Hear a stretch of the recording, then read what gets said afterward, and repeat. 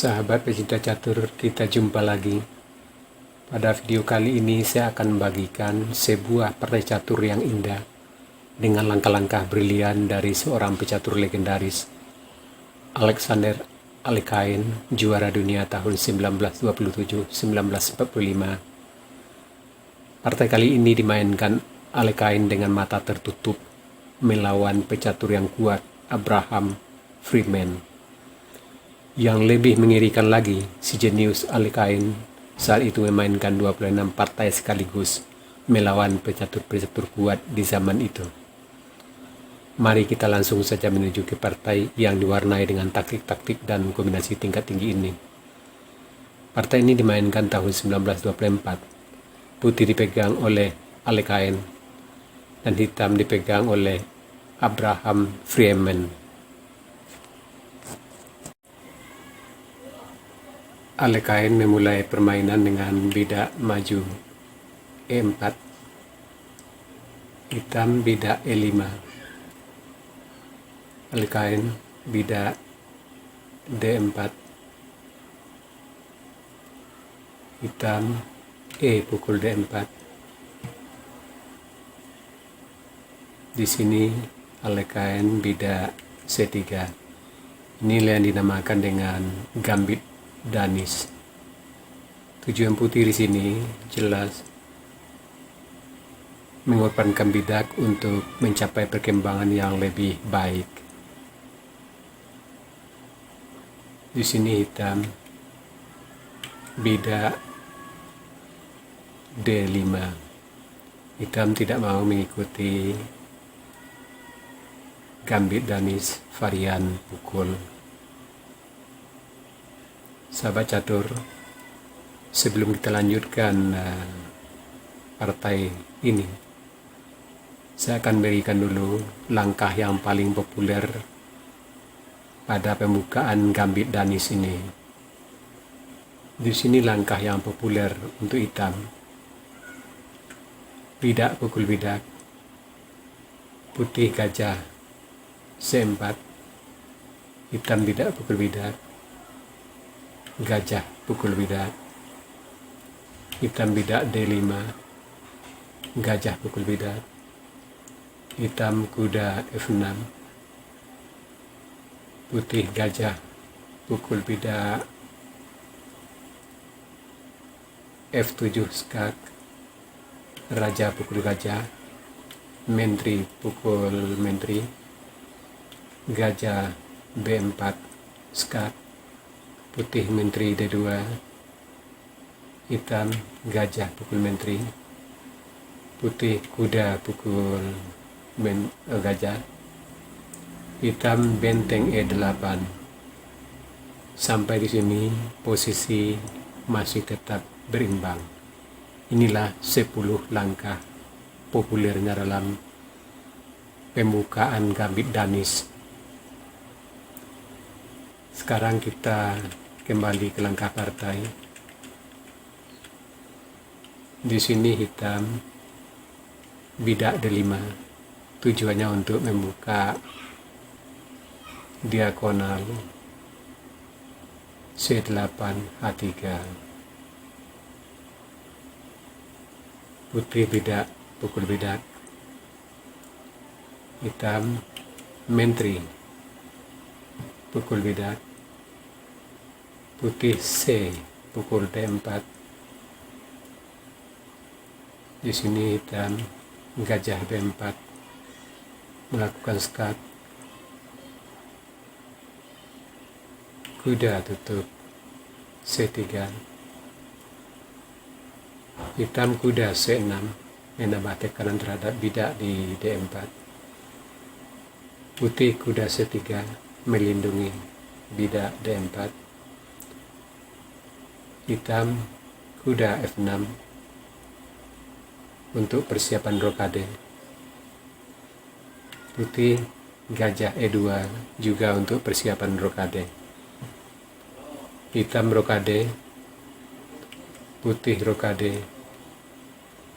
dan di sini karena kuda tidak terikat lagi mengancam menteri, maka hitam lebih memilih gajah pukul kuda putih,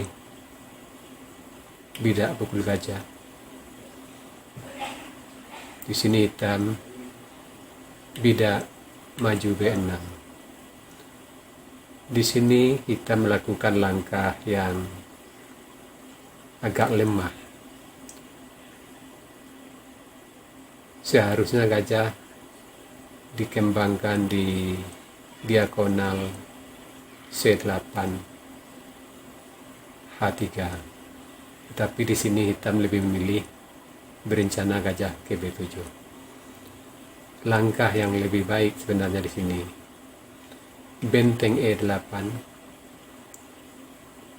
gajah E3, gajah F5, bidak C4, menteri D6, bidak D5, kuda E5, dan posisi masih tetap berimbang. Kita kembali ke langkah partai. Di sini hitam, bidak B6, rencana gajah akan dikembangkan ke petak B7. Di sini tentu putih tidak membuang kesempatan untuk menguasai pusat dengan bidak-bidaknya. Alekain memulai di sini, bidak C4 mengancam menteri. Menteri mundur ke D8. Alekain melanjutkan bidak D5 untuk menguasai pusat dengan bidaknya. Hitam kuda terpaksa mundur ke E7. Di sini Alekain kuda D4 mengintip petak-petak putih yang lemah di pertahanan lawan. Hitam sesuai rencana, dia gajah B7. Putih gajah B2. Ini mungkin karena catur ini catur buta atau catur dengan menutup mata. Di sini Alekain melakukan langkah yang agak lemah. Lebih baik di sini gajah G5 mengancam kuda. Bidak C6 mengajak pertukaran bidak. Gajah pukul kuda, bidak pukul kuda.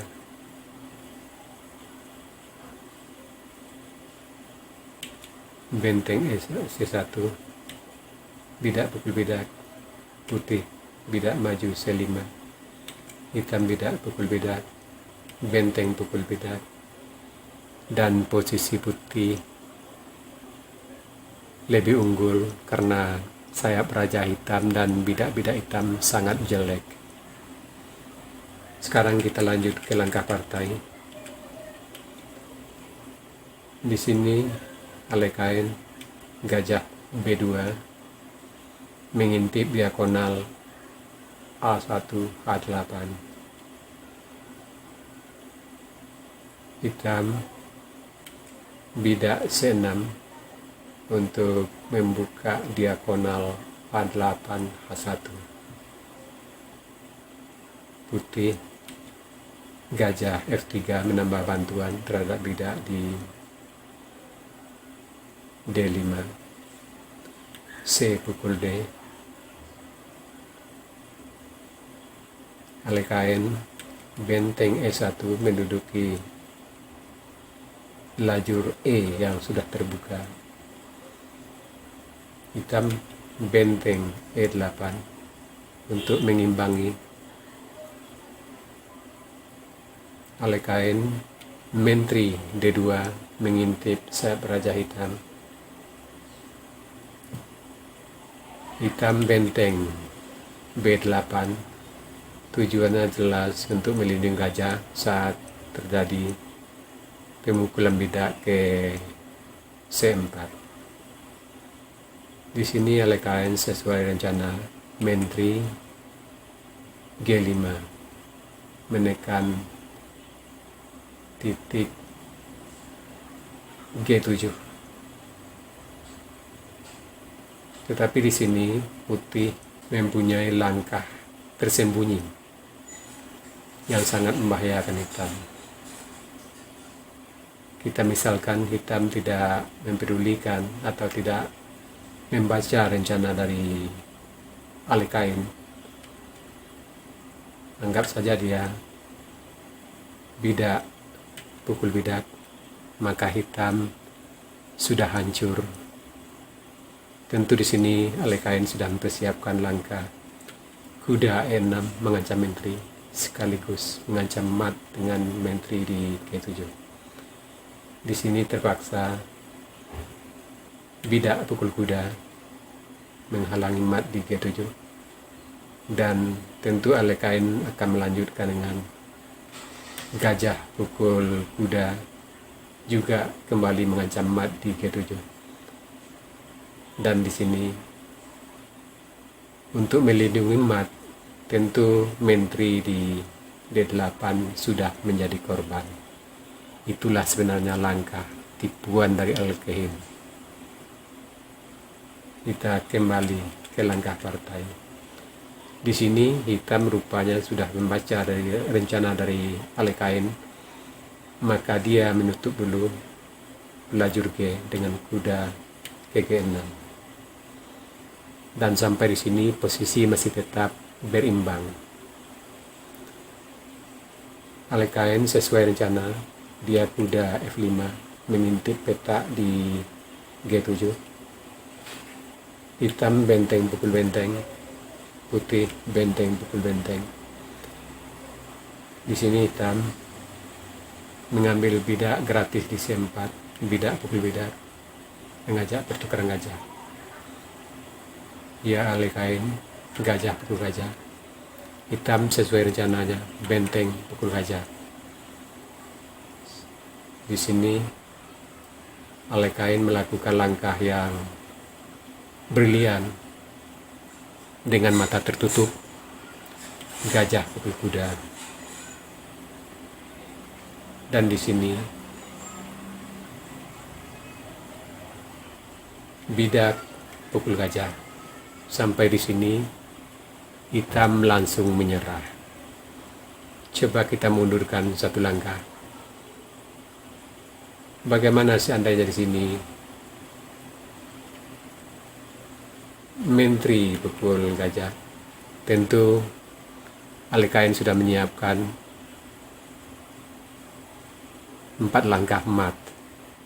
Di sini jelas ahli kain akan melanjutkan benteng skak, kuda terpaksa tutup, kuda skak H6. Bila raja lari ke H8, tentu benteng pukul kuda juga skak mat. Dan di sini tentu hitam terpaksa menteri pukul kuda, dan ahli kain tentu akan melanjutkan benteng pukul kuda, raja pukul benteng, dan tentu ahli kain akan menutup dengan menteri D8 skak mat. Kita lihat kembali langkah terakhir dari hitam. Di sini hitam bidak pukul gajah dan langsung menyerah. Ya, sebenarnya di sini hitam sudah mat dalam 3 langkah. Itu sebabnya dia langsung menyerah. Di sini tentu putih akan melanjutkan dengan menteri H6 mengancam mat di G7. Dan di sini hitam tentu terpaksa melindungi dengan menteri F8. Dan di sini benteng E8, apapun langkah hitam, satu langkah lagi raja hitam akan kena skak mat. Sahabat catur, itu tadi sebuah partai yang sangat menarik dengan kombinasi tingkat tinggi dari legenda catur Alexander Al-Kain. Sekarang kita masuk sesi puzzle. Tema puzzle kita kali ini discover check atau membuka jalan skak. Silakan Anda cari langkah terbaik hitam di sini dan berikan jawaban Anda di kolom komentar.